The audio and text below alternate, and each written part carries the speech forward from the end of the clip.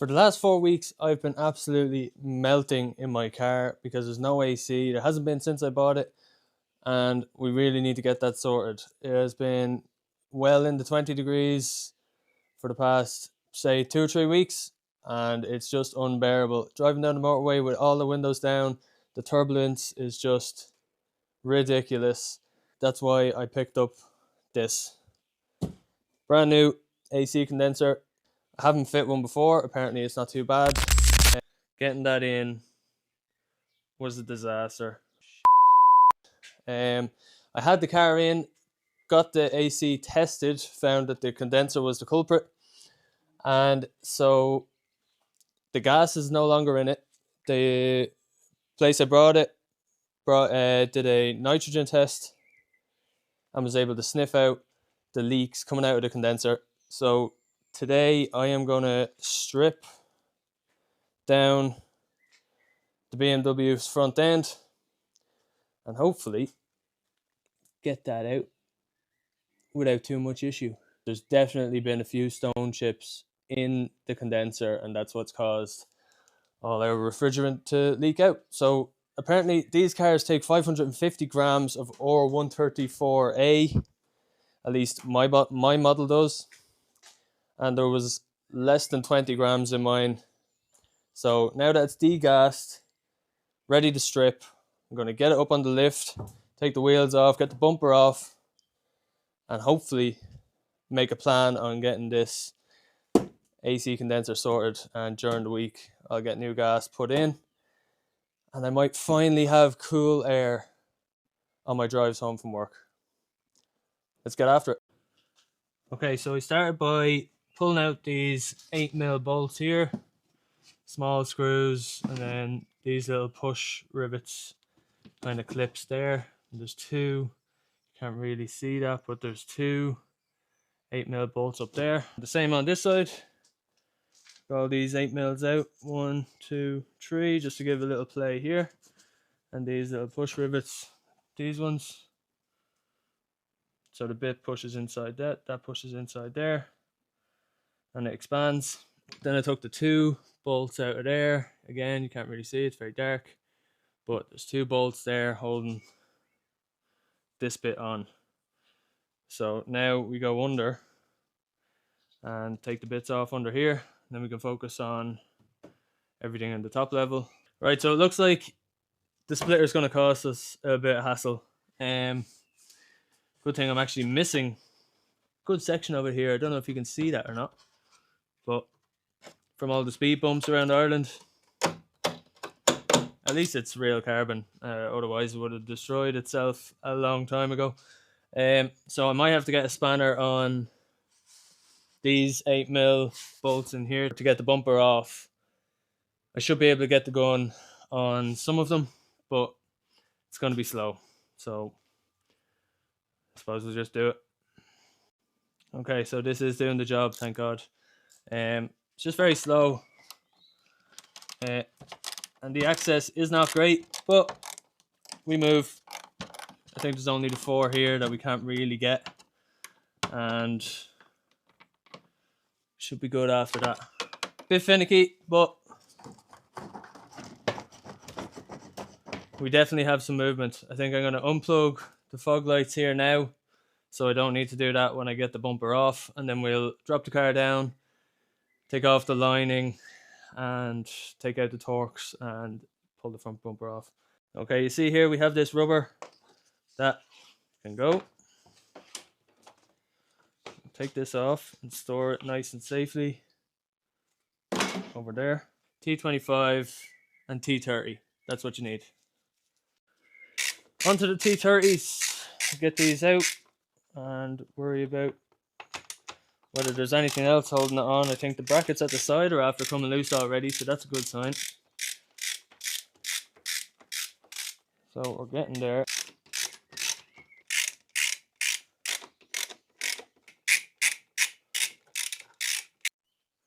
The moment of truth, will it come off? Let's hope so. Oh, we're free. We're free. It looks like it will. It'll definitely come off, but there's the headlight washer jets, they need to come out, and sensors here at the front, they need to come off. So I'm going to plug them out and get the bumper out. And when it's off,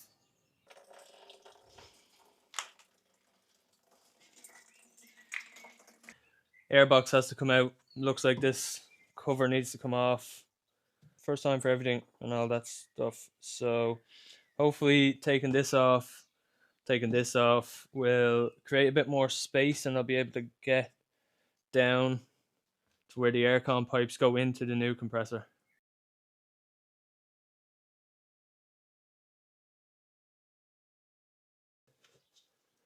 Now,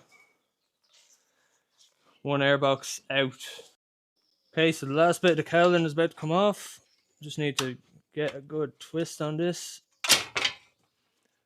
And that. It's good to go. I suppose this needs to come off next, however it does. And maybe take this bolt out. And I'd say these braces will probably have to come out as well. These braces here. So I will pop this little vent off. Okay, if you look really closely down here, there's a little tab. You have to pull that back. I wish my hands weren't so big. But you pull that back, and then this lifts up. I'm hoping now that this side is out, I'll be able to get access to that. I just needed this little holder thing to come off, and now it's fairly loose all around. Pull that off, and we should have a good bit of access to the actual condenser from the car, which will be a success. Alright, after a little blood, sweat, and plenty of tears, the rad pack is in. Now, when I say that was an absolute nightmare, I needed to call in the cavalry, and my dad came over and gave me a hand getting this. So, getting the AC pipes, they were completely fused to the radiator itself, or to the condenser itself. Absolute nightmare. Would not recommend. It lifted straight out the top after a bit of wiggling around and taking some of these plastic bits and pulling them to the side and stuff. Getting that in was a disaster. I will not do that job again in a hurry. And if I do, I'm going to take everything off and just make sure that there's nothing in the way, because it was just a nightmare. But it's a learning curve, and that's it really. So I am going to, this is the brace, the strut that I had on the front. I have some primer here that I haven't used yet, but I'm going to use that. And some of this sapphire black, BMW sapphire black paint. And I'm going to paint it black just because it is, I don't want to see big white struts coming through the kidney grills when you're driving along. It'll just look cleaner, especially now the new radiator, the new condenser is black and not silver, so it does look a bit better, and the brace being painted will also clean things up a little bit.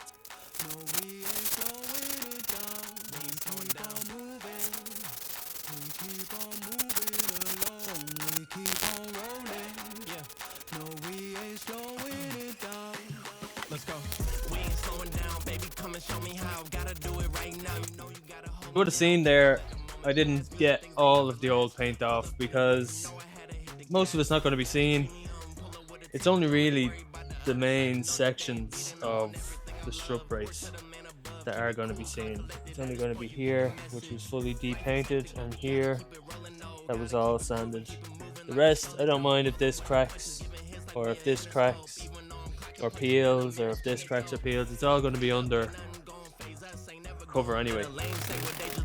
I never take a pay cut, we get in what we worked in. I never change the blueprint cause we know it's really working. Moving, we keep on moving along. Keep it moving,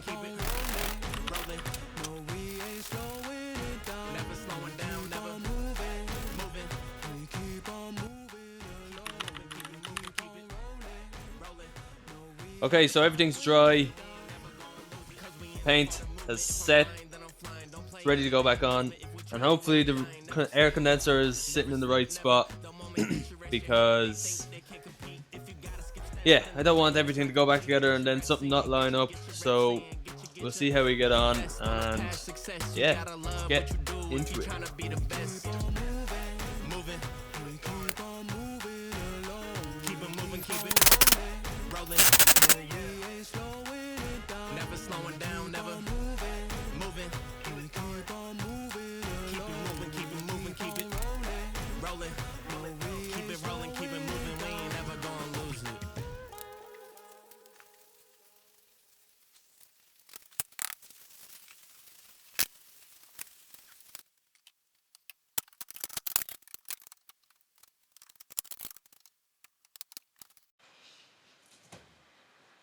Microfiber cloths.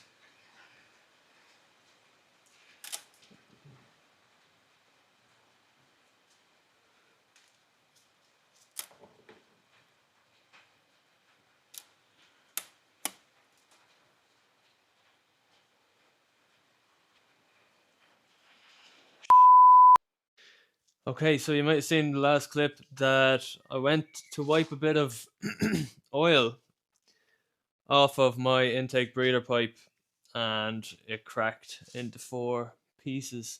So I've used some magic insulation tape and it should hold until I get a new one on Friday. New one's coming on Amazon, it's only 15 quid. They always break the heat cycling from being inside the engine bay like that. It was already leaking anyway, so I probably could have done with a couple of new seals. So, yeah, when in Rome. Right, let's get this airbox back in.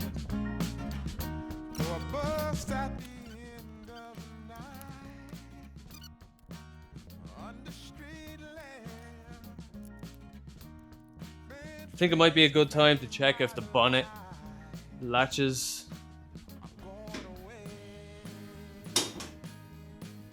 And opens.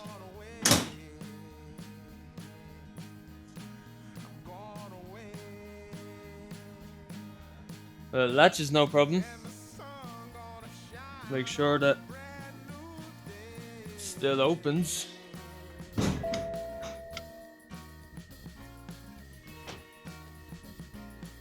Success. Right, so I'm gonna actually just stick this here, this little bolt, to hold the bumper while I get it lined up, because I don't have Ruth to help me today. She's off in the gym. I'm trying to get this finished before she's back, so line this up like this. I'm nearly there, but if I can just get this to sit in the right place like that, so you can see the difficulty I'm going through to get these stupid bolts in. So this goes, pull this back, this bolt up here, and then line this up like this.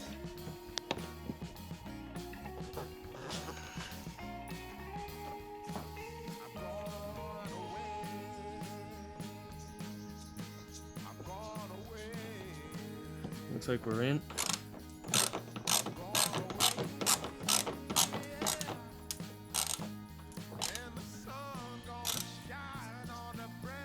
After a whole lot of struggling here by myself, I finally got it lined up. Turns out I needed to put 2 of the 8 mils in on the bottom just so I could hold it in. It was popping out at the bottom, popping everywhere when I was trying to pull it into place here. So I have these 2 screws back in. I'm going to tighten them up fully, and we should be good then. And we're fairly well lined up. It's the good thing about the plate, the bracket not coming off when I took the bumper off. I have the wheel guard on the other side. That's all done. I have this lined up here, so I might just throw this on while I'm over here, and then I'll get it up into the air, put the other 8 mils back in on the bottom, the ones that we took off in the splitter yesterday, and that should be it. Then we just need to line up the bonnet with the rest of the bumper, make sure that's all flush, and I can get my Torx, my T30s back in on the top. It's a bit tight on this side, bit wide on this side. I'm gonna let off this bolt, push it in a small bit. This side seems okay, and it should close up the rest of the gap. The height and all seems fine. I think we're done. Finally, I think I'd be happy with this. Nice and even the whole way along. She's fully back together, ready for more daily commutes to work. And that's it, we're done. You get these gloves off, lower the car down, drive it out, bring it for a test drive, and tomorrow I bring it into McNally's garage and get it gassed up. So that's all for this video. Hopefully you learned something. I definitely did. And if you enjoyed, hit the thumbs up, leave a comment down below, anything I can do in the future, and I'll see you in the next video. Peace.